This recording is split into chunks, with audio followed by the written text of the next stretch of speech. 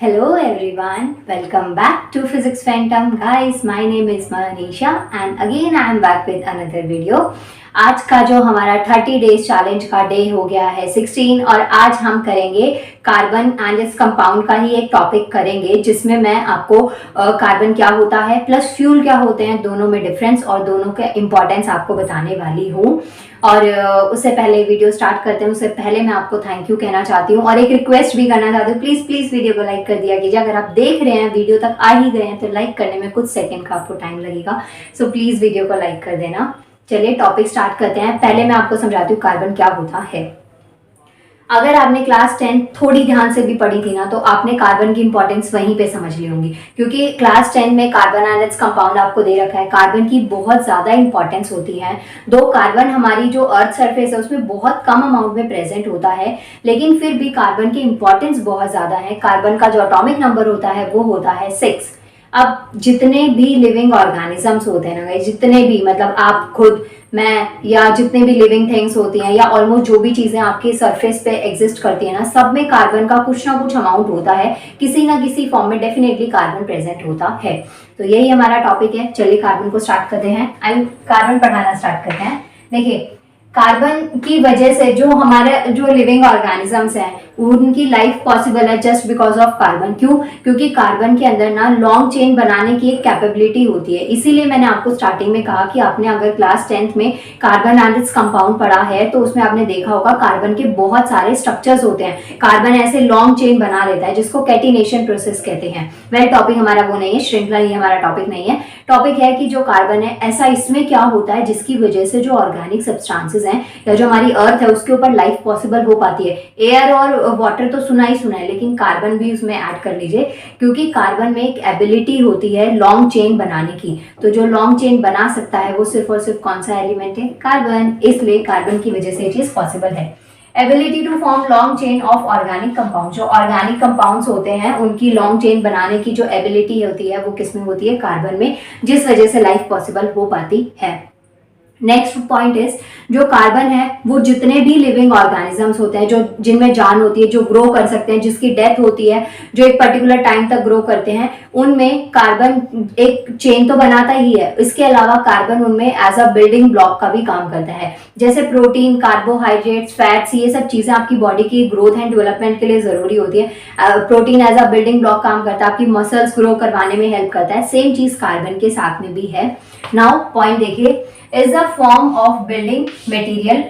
जो कार्बन है ना वो लिविंग ऑर्गेनिजम्स में एग्जिस्ट करता है in the form of building materials. जो बिल्डिंग मटेरियल्स होते हैं ना, ग्रोथ और डेवलपमेंट के लिए इंपॉर्टेंट होते हैं, उनकी फॉर्म में कार्बन हमारी बॉडी में एग्जिस्ट करता है।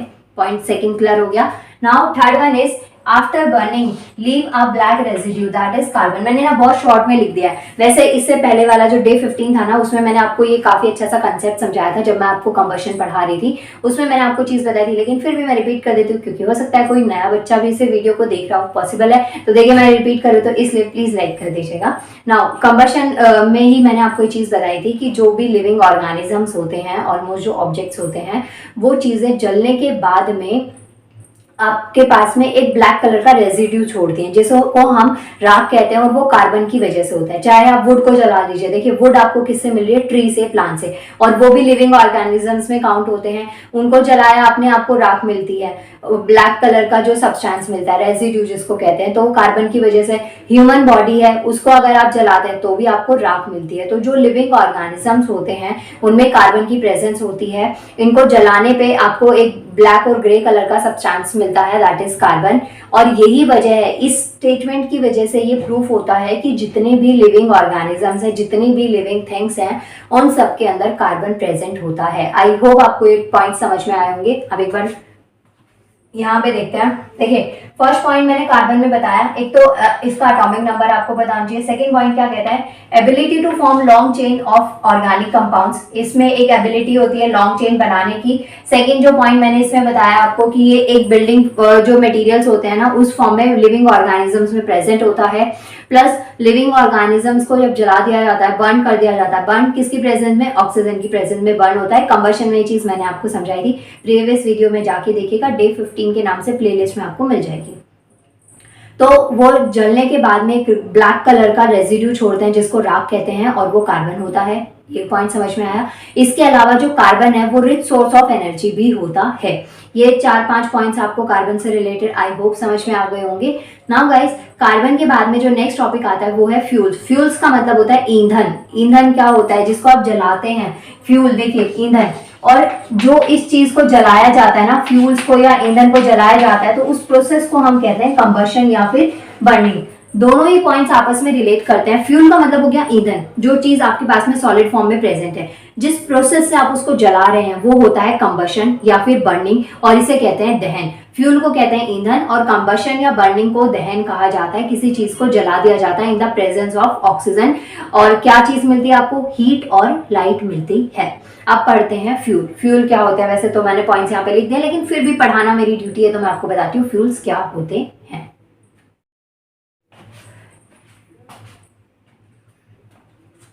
देखिए, फ्यूल्स में पहली पॉइंट क्या दे रखा है? Which burns in air to produce heat energy. Fuels वो होते हैं, ईंधन वो सब्सटेंसेस होते हैं जो कि एयर में चलते हैं in the presence of air. और ऑब्वियसली आपको पता है कि ऑक्सीजन की प्रेजेंस में ही कोई सब्सटेंस जल पाता है। किसी चीज को जलाने के लिए आपको ऑक्सीजन की जरूरत होती है। जहां पे आग लगी होती है वहां पे या तो कार्बन डाइऑक्साइड को स्प्रे कर दिया जाता है फायर एक्सटिंग्विशर की हेल्प से, या मिट्टी डाल के उसको बुझाने का ट्राई किया जाता है। तो इसकी वजह यही होती है कि अगर आप ऑक्सीजन की सप्लाई को रोक देते हैं तो जो आग लग रही है वो भी अपने आप बुझ जाती है। ये चीज आपको फर्स्ट पॉइंट में बता रखी है। सेकंड वन इज, अब देखिए यहाँ पे क्या हो रहा है? हीट एनर्जी क्या हो रही है? रिलीज हो रही है। प्रोड्यूस का मतलब क्या है? रिलीज हो रही है। और जब हीट रिलीज होती है तो उसे हम एक्सोथर्मिक प्रोसेस कहते हैं। ऊष्माक्षेपी अभिक्रिया, वैसे तो ये 10th के टॉपिक से रिलेटेड है। उसमें 10th का जो फर्स्ट चैप्टर है ना, केमिकल रिएक्शन एंड इक्वेशन, उसमें आपको ये चीज दे रखी है एक्सोथर्मिक और एंडोथर्मिक। यहाँ पे हमारा टॉपिक है एक्सोथर्मिक, मींस की हीट या एनर्जी जो है वो रिलीज हो रही है। जब रिलीज होती है, बाहर निकलती है, उसे हम कहते हैं एक्सोथर्मिक, ऊष्माक्षेपी। और जब वो एब्जॉर्ब होती है या फिर शोषित करी जाती है तो उसे हम कहते हैं एंडोथर्मिक, ऊष्माशोषी अभिक्रिया। क्लियर हो गया? तो जो हीट है, जो ईंधन है, फ्यूल है, वो चीज जब जलाई जाती है तो जो प्रोसेस होता है जिसमें हीट क्या हो रही है? प्रोड्यूस हो रही है, रिलीज हो रही है, उसे हम कहते हैं एनर्जी जो रिलीज हो रही है, उस प्रोसेस को हम कहते हैं एक्सोथर्मिक रिएक्शन। 2 पॉइंट समझ में आ गए आपको। इसके बाद में नेक्स्ट देखिए, कार्बन और carbon compounds are used as a domestic fuel. जो कार्बन होता है और कार्बन कंपाउंड्स होते हैं उनको हम as a domestic fuel use करते हैं। वजह बताती हूँ। जो मैंने ये टॉपिक समझाया ना कार्बन, उसमें मैंने आपको बताया लिविंग ऑर्गेनिजम्स का एग्जाम्पल मैंने लिया था ट्री का। तो ट्री क्या है? उसमें भी कार्बन होता है। कार्बन के जो कंपाउंड्स होते हैं उनको as a domestic fuel use किया जाता है। डोमेस्टिक का मतलब जो आप अपने घर में चीजों को जलाने में यूज करते हैं। जैसे कि गांव में या बहुत सारे घरों में ना चूल्हे पे रोटी बनाई जाती है, तो उस पे चूल्हा जो जल रहा है, या तो कोयले का यूज करेंगे आप, अगर आप दिल्ली या अर्बन एरियाज में यूज करते हैं तो कोल का यूज करते हैं, या फिर आप जो लकड़ी होती है उसका यूज करते हैं। चाहे आप लकड़ी वुड का यूज करें वो भी, उसमें भी कार्बन है, और चाहे आप कोल का यूज करते हैं, कोयले का यूज करते हैं, तो उसमें भी कार्बन है। सो ये चीजें समझ में आई आपको कि कार्बन और कार्बन के कंपाउंड्स जो होते हैं उनका use as a domestic fuel किया जाता है।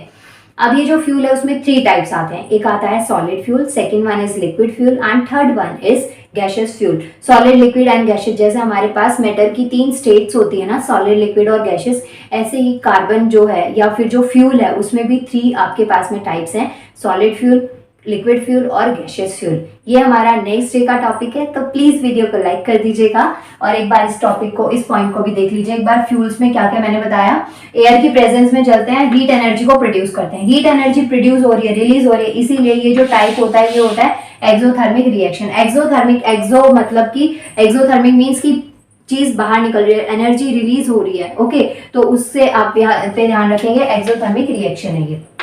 अदरवाइज एक वर्ड होता है ना एक्सपोज, उससे भी आप ध्यान रख सकते हैं। जैसे कोई किसी को कहता है कि वो उसको उसके सामने एक्सपोज मतलब कि कत्था चिट्टा खोल के रख देंगे, तो वही चीज है एक्सपोज या एक्सोथर्मिक मीन्स की एनर्जी क्या हो रही है, बाहर रिलीज हो रही है। नेक्स्ट आता है carbon compounds are used as a domestic fuel. जो कार्बन हो या फिर कार्बन के जो कंपाउंड्स होते हैं उनको as a domestic fuels use करते हैं।